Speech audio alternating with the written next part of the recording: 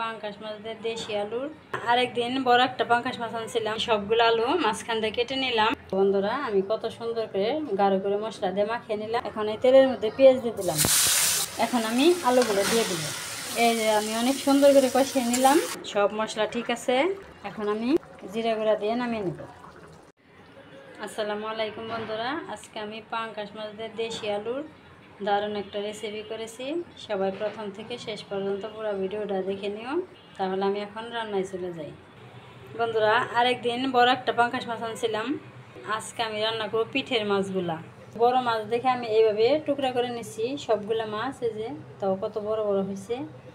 আমি এখন এই মাছগুলা সব মশলা দিয়ে মাখিয়ে নেব।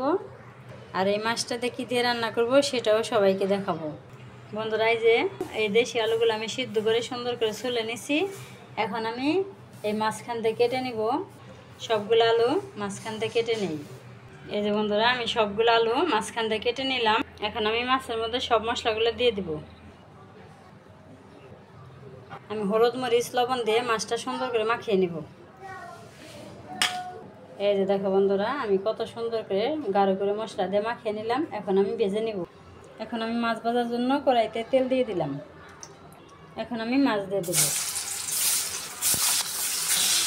সবগুলো মাছ একসাথে ভাজা দেবো না, আমি এই কয়েক পিস ভেজে নেই, তারপর আবার বাকিটি পরে ভাজবো।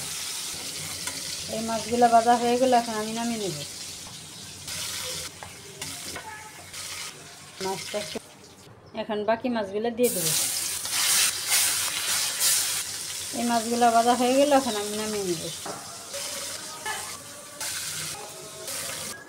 এখন এই তেলের মধ্যে পেঁয়াজ দিয়ে দিলাম, কাঁচামরিচ দিয়ে দিলাম। আমি হালকা ভেজে নেব। আমি সুন্দর করে ভাজা ভাজা করে নিলাম। এখন আমি একটু পানি দিয়ে দিব। এখন আমার যা যা মশলা লাগবে আমি সব মশলাগুলো দিয়ে দেব। রসুন, আদা, আমার সব মশলাগুলো দেওয়া হয়ে গেলে এখন আমি ভালো করে কষিয়ে নেব। আদা রসুনের কাঁচা গন্ধটা যেন না থাকে। এই যে বন্ধুরা কত সুন্দর করে কষিয়ে নিলাম। মশলার মধ্যে তেল ভাব এসে গেছে। এখন আমি আলুগুলো দিয়ে দিব। এখন আমি আলু দিয়ে মশলা দিয়ে অনেক সুন্দর করে কষিয়ে নিব, কারণ সিদ্ধ আলু কষানোর পরে আমি বেশি জল দেবো না, অল্প একটু জল দেবো। এই যে আমি অনেক সুন্দর করে কষিয়ে নিলাম। এখন আমি পানি দিয়ে দেবো। এই পানি দিয়ে দিলাম। এখন আমি মাছগুলোও দিয়ে দেব। মাছগুলো দেওয়া হয়ে গেল। বন্ধুরা আমার পাঙ্কাশ মাছ দিয়ে দেশি আলুর তরকারি হয়ে গেল। সব মশলা ঠিক আছে, লবণ মরিচ সব ঠিকঠাক মতন হয়ে গেছে। এখন আমি জিরা গুঁড়া দিয়ে নামিয়ে নেব। এখন আমি একটু নাড়া দিয়ে মিলিয়ে দিয়ে নামিয়ে নেব। এই যে আমার পাঙ্কাশ মাছ দিয়ে দেশি আলুর তরকারি হয়ে গেছে, নামিয়ে নিলাম। তাহলে আমার আজকের ভিডিও কেমন হলো অবশ্যই কমেন্ট করবে। তাহলে ভিডিও এখানে শেষ করলাম। সবাই ভালো থাকবে, সুস্থ থাকবে, সাবধানে থাকবে। আল্লাহ হাফেজ।